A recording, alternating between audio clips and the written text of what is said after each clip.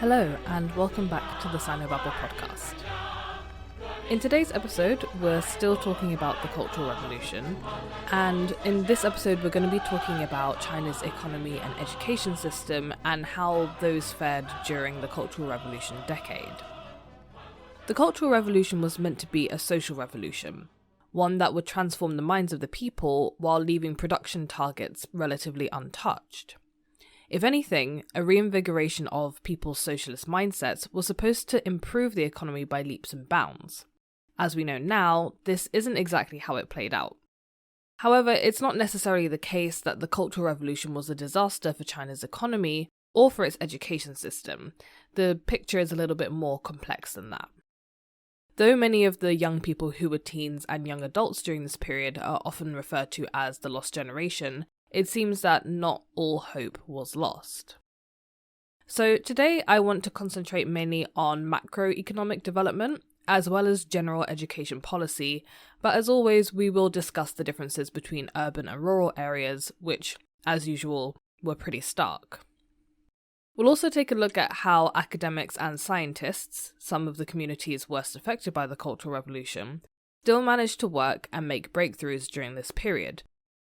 As usual, when thinking about the effects of the Cultural Revolution on any area of China's development, it's helpful to divide the period into two, the pre-1969 period and the post-1969 period. So let's start by recapping how far China had come by the middle of the 1960s and what changes had occurred during the first, more turbulent period of the Cultural Revolution.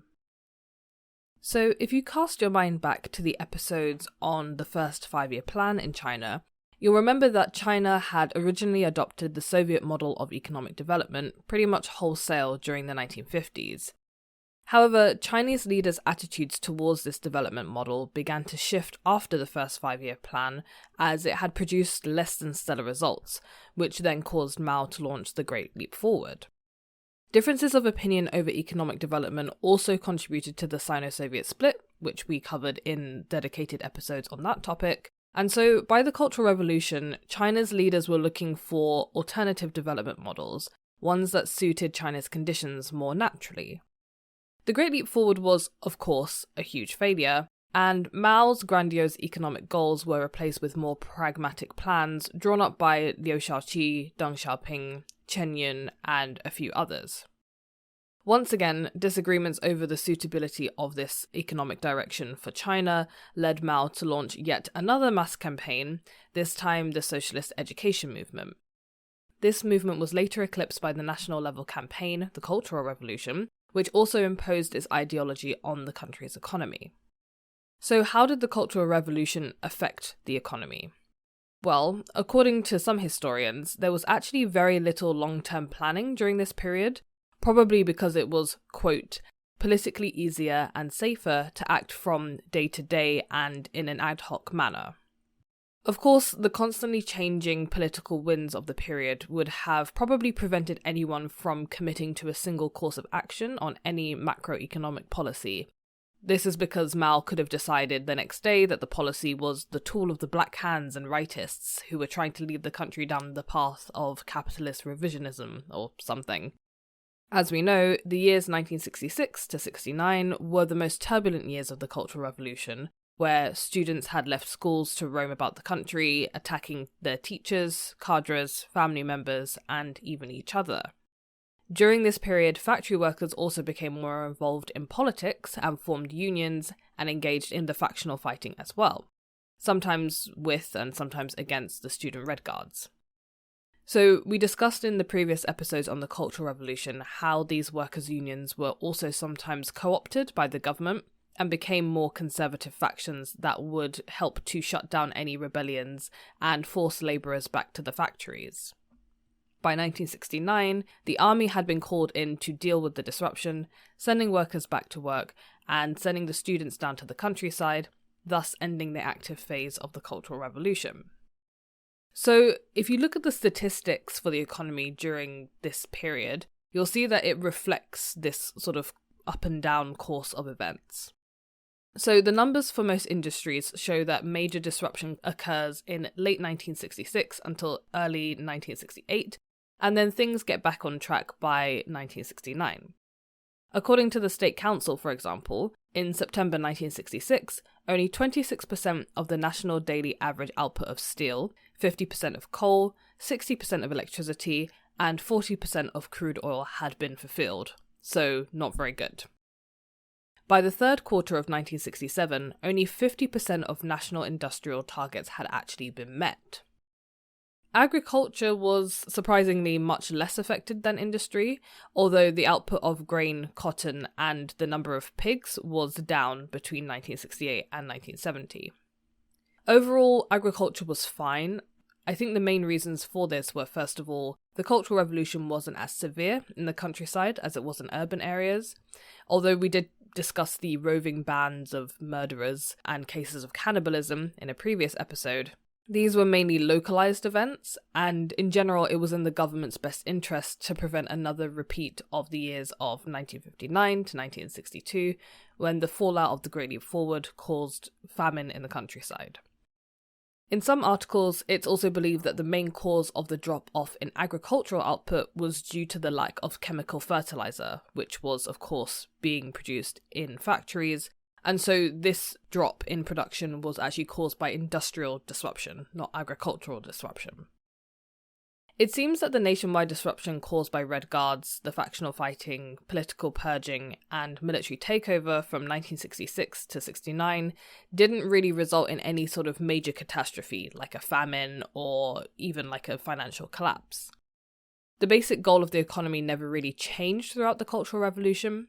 The CCP still wanted to modernize, turn China into an industrial powerhouse that rivaled Western developed nations, and focus on heavy industry first, bringing up people's living standards later on.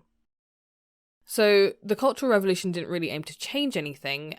However, it did actually prevent the Chinese economy from reaching its fullest potential, a problem that the government wasn't able to overcome even in the years after 1969, when the disruption was over. So turning quickly to education. The major problem within education was the huge divide between urban and rural, and knowledge workers and labourers.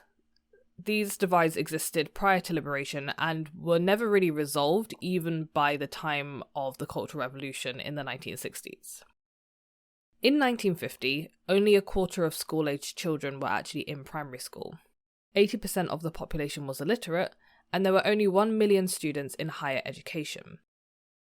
The picture had improved somewhat by 1956, as the number of primary school children had quadrupled, and the number of schools and universities had more than doubled.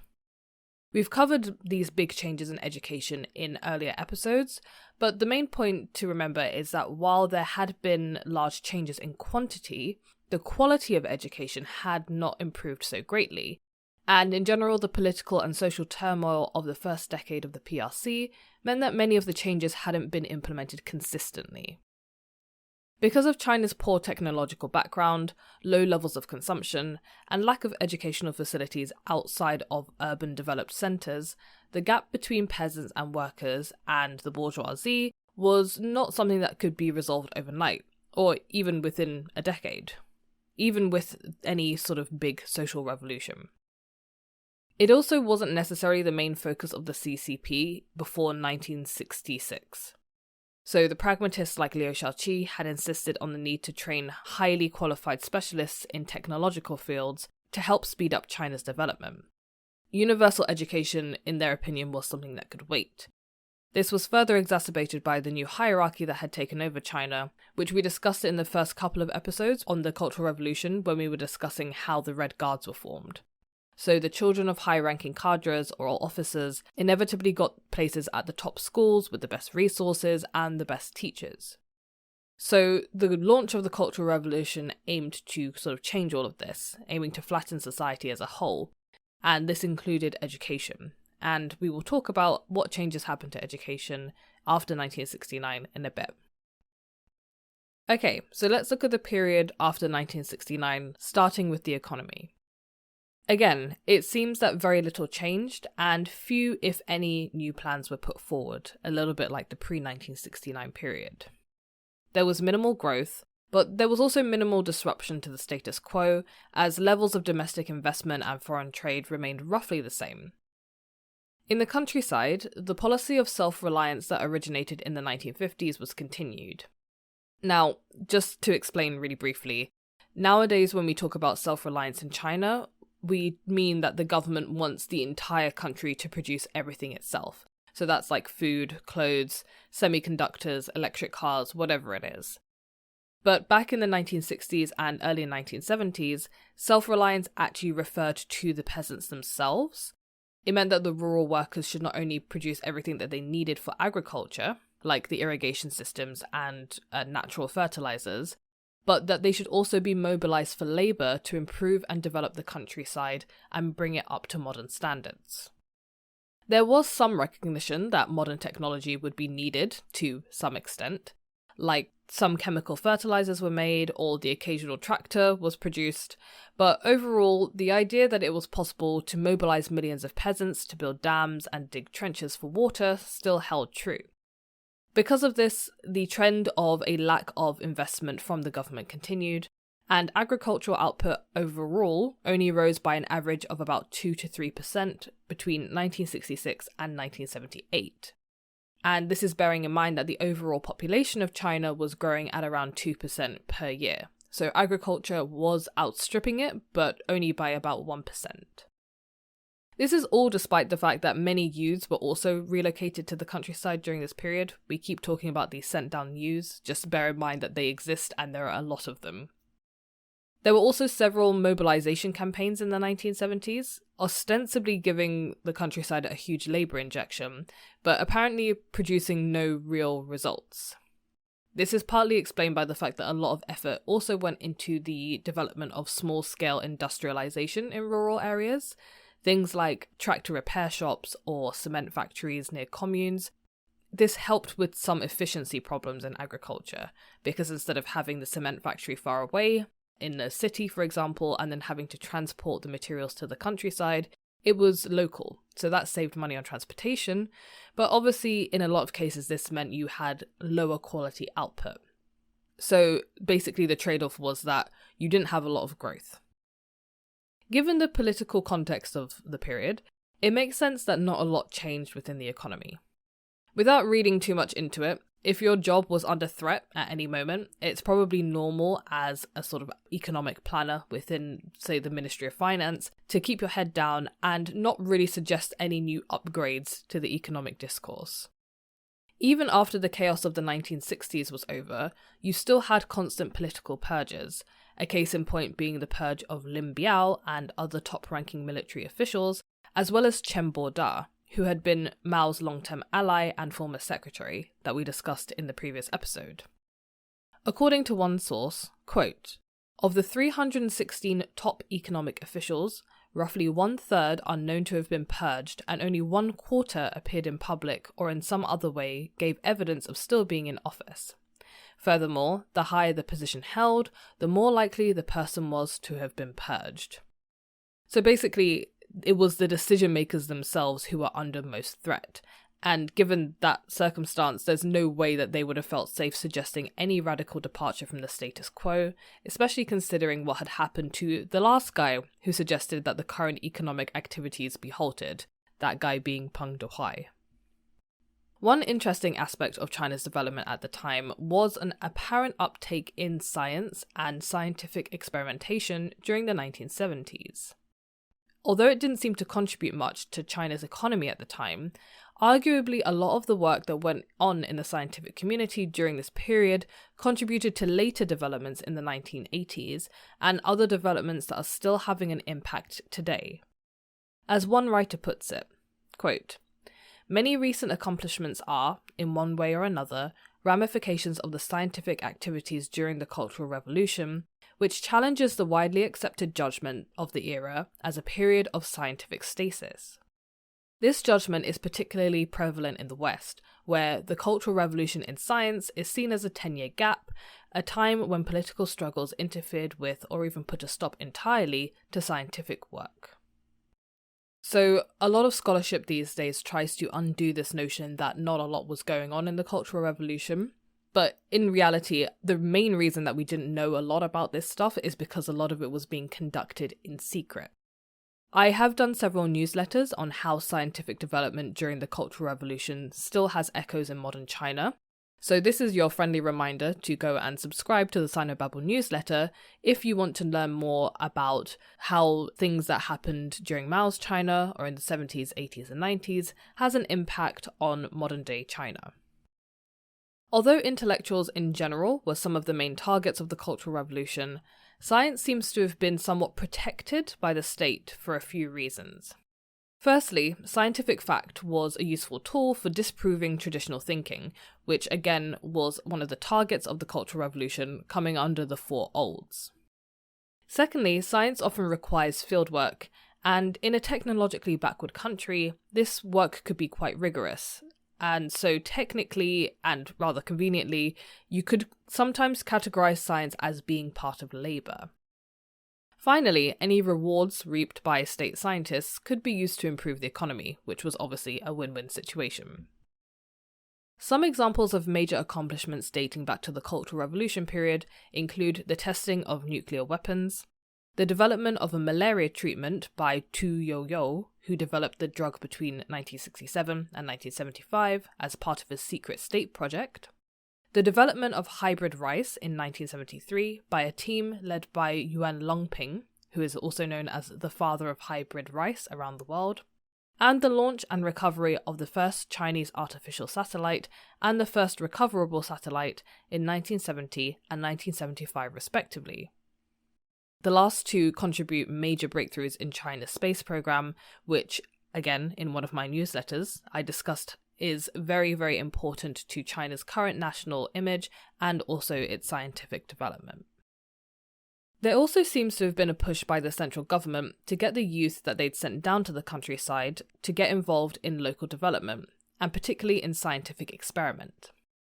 It's worth noting that a lot of the sent down youth that we associate with the Cultural Revolution were actually originally from the countryside, but they had gone to maybe the county seat or the nearest town or city to find work, or to go to university and school.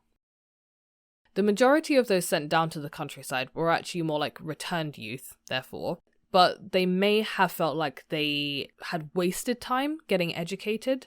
So the government basically planned to revamp and reutilize their education by re-aiming it at development in the countryside. In 1965, there were already about 400,000 rural scientific experiment groups, and so the government wanted to expand this number using propaganda to lure youths into spending their time on local projects. One example of a story used by the government as propaganda is quoted in an article as follows. Quote, May went to the Great Northern Wilderness in response to Mao's call to achieve great things in the countryside. A quick aside, the Great Northern Wilderness probably refers to areas like Jilin Province or Heilongjiang that are in the north and northeast of China. Finding himself assigned to a forested area with low productive value, May was said to have hatched a plan to import from Shanghai the fungus delicacy known as silver ears, or white tree ears, and let the forest blossom with silver flowers. When he told others of his idea, he was met with opposition. Some objected that the climates were too different. Others questioned whether a secondary school graduate had the necessary microbiological knowledge. But the poor peasants were reportedly very supportive, saying, For years it's been obvious that the timber has not been worth cutting. You youth have ambition and culture. Go for the gusto. May felt encouraged by the peasant support, and he also appreciated the word of caution from the others. After some additional training at the Agricultural Institute in Shanghai, May succeeded in growing beautiful silver flowers in the Great Northern Wilderness. This story not only celebrates the struggle that the relocated youth went through, but also the rewards that were reaped from hard work. Of course, a lot of people did not have this kind of experience. Many suffered terrible conditions, bullying, near starvation, and even sexual assault in the countryside. But it's nice to think that some people may have gotten something out of their experience there. It's weird, whenever I talk about the sent down youth, I always tend to think of a story that one of my professors, who was himself a sent down youth, told me about his time in the countryside. He said that he mainly used the time there to teach himself English, mainly by using the Bible, and his English is way better than mine. but one day he got edema, and a village girl had offered to treat him using traditional Chinese medicine as well as acupuncture. Now, being from the city, he totally looked down on these things, didn't believe in traditional medicine at all, but he said that the girl actually managed to cure him completely, and after that experience, he uses Chinese medicine for basically everything. So I just think it's a really nice contrast to think that the government sent down a lot of these people to learn a new science, but then they ended up getting a bit inculcated in China's traditions. I just thought that was a nice little story. Anyway, in reality, despite the fact that the government was kind of low-key supporting science, it really wasn't a good time for scientists in general, many of whom claim that the radicals leading the Cultural Revolution waged open warfare against them. Figures show that the number of research institutes in the Chinese Academy of Sciences had dropped from 106 in 1966 to just 53 in 1973. The Academy of Agricultural Science and the Association of Science and Technology were basically shut down and their publications ceased. There are also many stories of scientists being tortured, harassed, and even killed during the Cultural Revolution. It was clear that most of the projects that received state support were related to development in some way, such as those related to defense and weapons technology, or those related to agriculture. This probably explains why some of the scientific development either happened in secret, was controlled by the government, or was just not known about until after the Cultural Revolution was over. Either way, like many things during the Cultural Revolution, there was no black and white way in which the development of science can be viewed. The Cultural Revolution was both a political movement and a 10-year time period, which makes understanding things that happened during the decade murky when you're trying to separate them from the political context or the national context. Scientists were definitely abused during the Cultural Revolution, but science was also a tool to be used for the development of socialism. So the period can't just be seen as a blank 10-year period when nothing happened, and the same goes when we're talking about education. So while the conventional view of education at schools and universities is that everything was just shut down completely during the Cultural Revolution, this wasn't necessarily the case. Again, the point of the Cultural Revolution was to eliminate the social hierarchy the party believed still existed, but had actually changed a little bit so that it was the children of cadres and soldiers that were actually the top of the food chain. So did the Cultural Revolution manage to change this arrangement? The main aim of the party during the Cultural Revolution was to flatten the education system. And so they introduced a uniform system of schools that would allow the children of workers, peasants, soldiers, cadres, and intellectuals to all receive the same type and standard of education. They also looked to reduce the reliance on rote learning and increase the amount of practical education in the curriculum, so that there would be less of a disconnect between mental and physical work. Their aim was to create well-rounded scientists, ones that could wield a hammer just as well as they could read a book. Entrance tests for schools were abolished, and vocational schools were closed down and replaced with normal local schools. Entrance exams for universities were also abolished, and enrollment into secondary schools and higher education jumped as the requirement for entrance was reduced to the completion of junior school, as well as a little work experience in a commune or factory. Practical education became a requirement at every level, from primary to university. Students in urban areas spent a few weeks each term doing manual labour, whether that was on a farm or in a factory, although it could change depending on where you were based. So in some places, students would spend up to 3 days a week doing some sort of physical work. And these work teams in schools weren't just for show either. Often they produced real results, for example, building their own accommodation and even growing their own food. By 1975, education in the countryside was becoming, as the party wanted, even more self-sufficient, as brigades were given more autonomy from the centre and took over the day-to-day running of local schools. They had more of a hand in designing the curriculum, choosing the teachers, and deciding how long school would last. For example, in many places, universal primary education was shortened to just 5 years, and middle school to just 2 years, and the curriculum was revised to include more about production as well as Mao's writings. Teachers were paid in work points, and due to all of these changes, enrollment jumped up to about 90%, which then led to a shortage of teachers and classrooms. To deal with this shortage, around 420,000 workers, peasants and soldiers served as part-time teachers, as well as some of the 8 million educated youths who had been sent down to the communes after being disbanded from the Red Guards. According to one study, these part-time teachers made up around 64% of the teaching workforce, especially at the primary level. These reforms didn't always produce spectacular results, however. The new local schools kept the same teachers, and so the ones that were better before, and were like the special high-quality schools, still remained special high-quality schools despite changing their name. This meant that instead of studying to get in, people used other means such as moving closer to the better schools or trying to train their children in athletics or music so that they could be accepted based on their ability to boost the school's prestige. Also, the better schools were usually located in urban areas, meaning that rural children still had fewer opportunities for a good education. For universities, although universal entrance exams were abolished, some prestigious institutions like Beijing U still had their own tests, as well as other criteria such as political attitude, political connections, or an evaluation by your fellow workers and peasants. This was great for those of red background, as the proportion of university students who were workers, peasants, or soldiers was around 90% in places like Beijing U in the 1970s. However, these stats can be a little bit misleading. Remember how a little bit earlier I mentioned that you had to do a little bit of work experience to get into secondary schools and universities? Well, if you were the son of an intellectual who had spent a couple of years working in a factory or on a farm, you could actually get your personal designation changed to a worker or peasant status. As these children were more likely to have a better education than those of working class background in general, this skews the numbers somewhat, and we can't be sure how much this influences the number of true people of working class background who went to university in the 70s.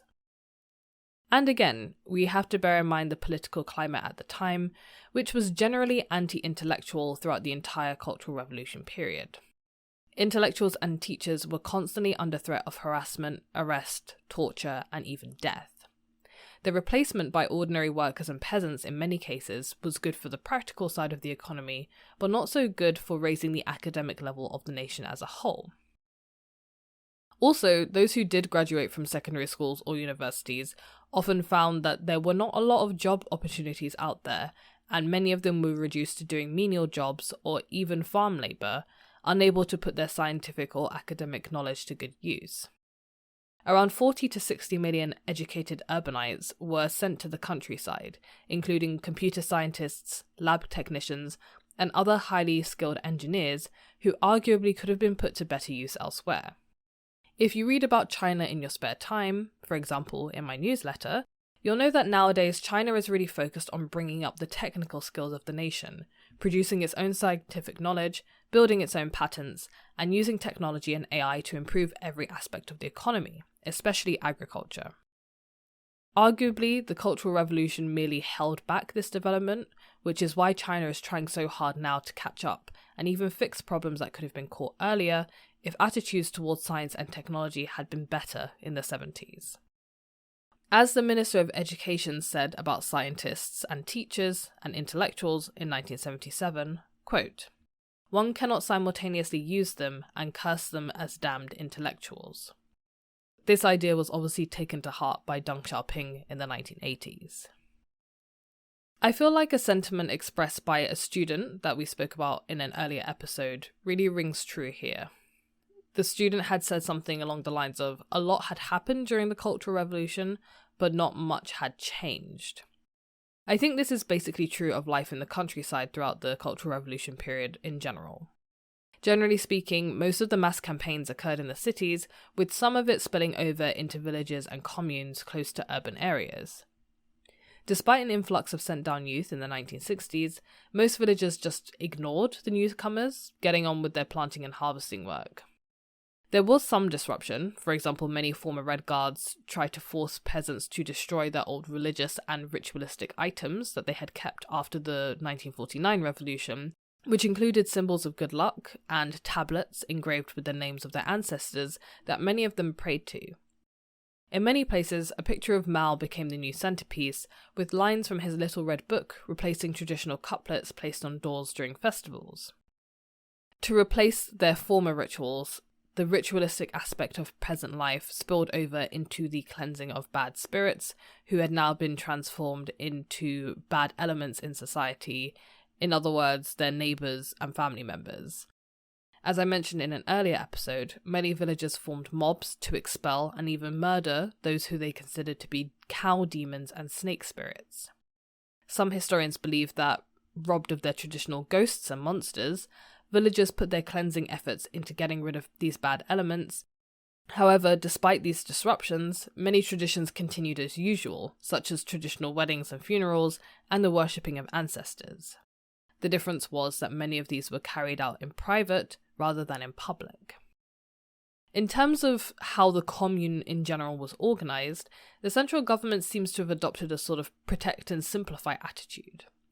When the revolutionary committees were formed, the new sort of local governments that were set up in the late 1960s, they were made up of representatives of the masses, soldiers and cadres, and replaced a form of commune governments known as management committees, who were originally in charge of admin, political work, production, finance, education, healthcare, militia, and youth. So everything. The revolutionary committees were a lot smaller, a lot more local, and generally had less interference from the higher-ups, including county-level party committees. As I mentioned earlier, communes also took on a greater role in developing their own industry and enterprises, building new factories to produce new tools and products for agriculture. Something that didn't change, however, was the way that teams and brigades were run, presumably because the state thought that if they made any big changes, it might affect production.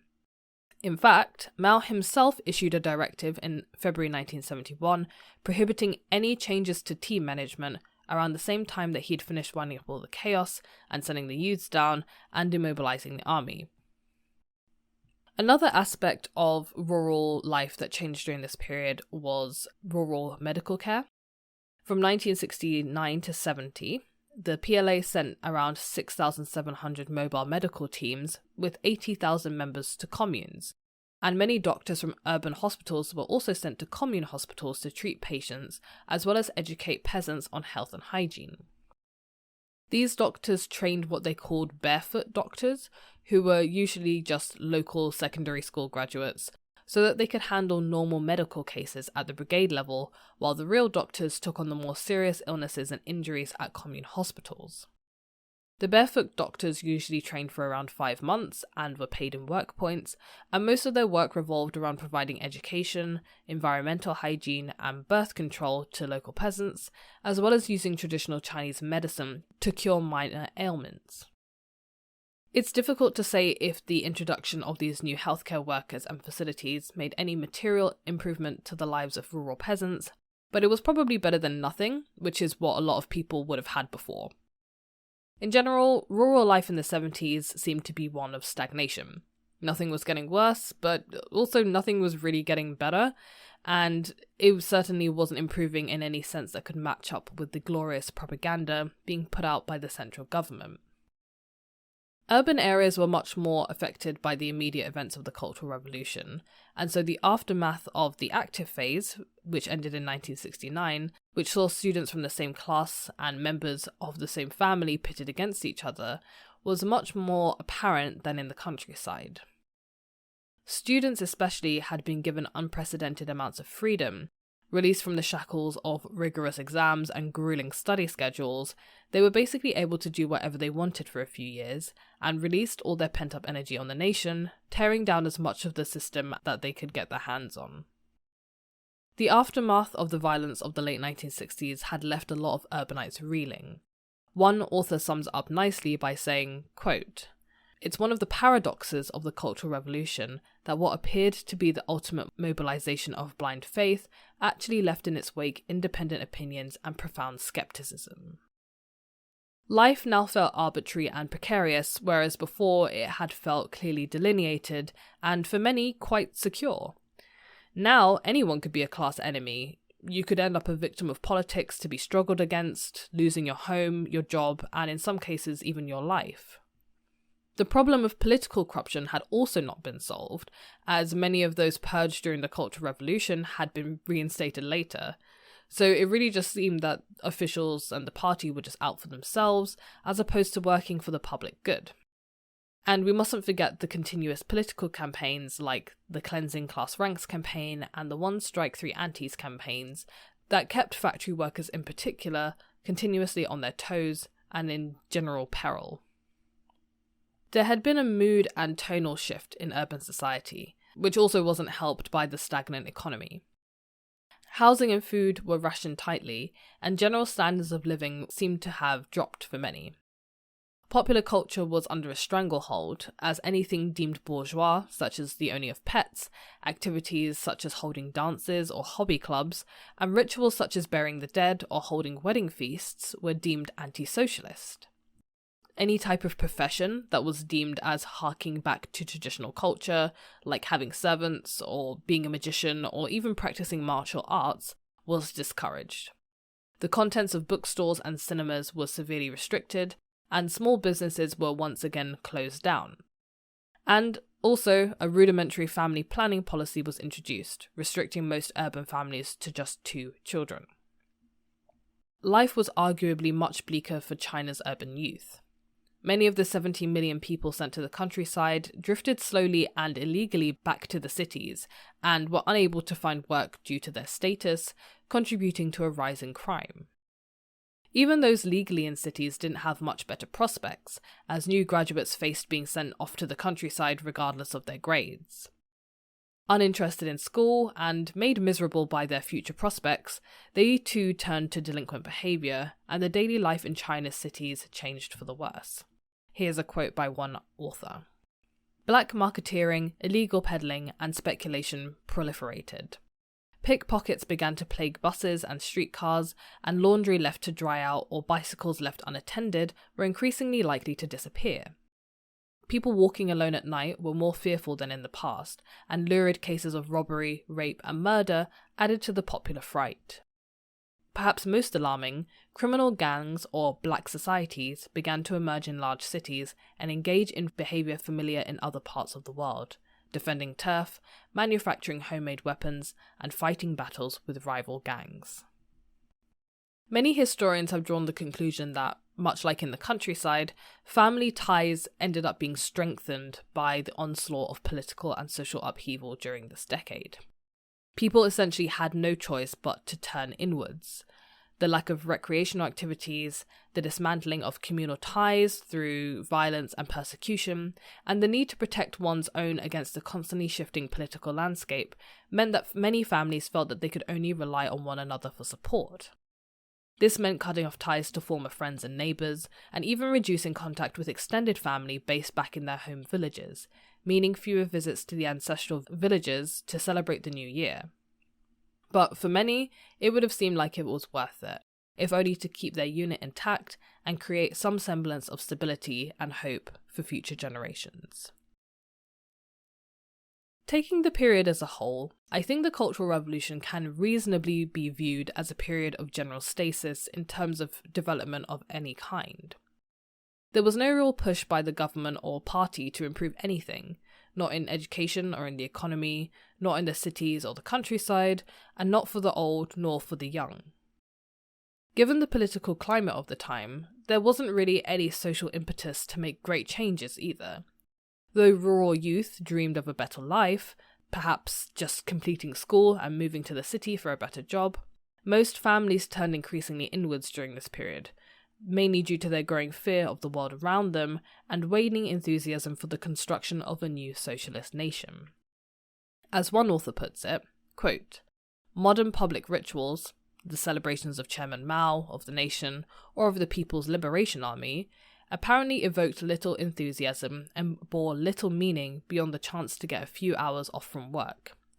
In spite of, or perhaps because of, the CCP's 20-year propaganda campaign, peasants lived in a family-centred, essentially private moral world, ill-suited to the kind of collective discipline demanded by socialism. While there were some changes for the better after 1969, a question we have to ask ourselves is, does celebrating the achievements of this period require us to detach ourselves from the horrors of the 1966 to 68 period? Although they are technically two separate phases, one active and one more limited and controlled by the party, I would argue that it's not really possible to separate the pre-1969 era from the post-1969 era, nor should we want to. First of all, the persecution and general attitudes fostered by the Cultural Revolution continued well into the late 1970s, even if the destruction of monuments and lives had pretty much ended by 1970. The first phase of the Cultural Revolution had such a huge impact on the second phase, in terms of attitudes and social climate, that it would take the literal death of Mao, the downfall of the Gang of Four, and the undoing of all of the policies set up in the 50s, 60s and 70s before China would once again be able to get back on its feet. And even then, the CCP had several social and political battles to fight before China came anywhere close to being the nation that we see it as today. So, that's it for this episode, guys. I really hope that you enjoyed it. Don't forget that this podcast also has a newsletter, which I've now mentioned several times this episode. You can subscribe to it by going to the Sinobabble website and filling out your details, or heading over to Substack and searching for Sinobabble. You can also donate to support the podcast by going to sinobabble.com and clicking on the donate button. You can make a one-off or monthly contribution. Any amount at all is very much appreciated. And please also leave a review for this podcast if you're listening on a player that allows one, like Spotify or Apple. And finally, if you have Twitter, feel free to follow me there on Sinobabble. Thanks so much for listening, and I hope you tune in to the next episode.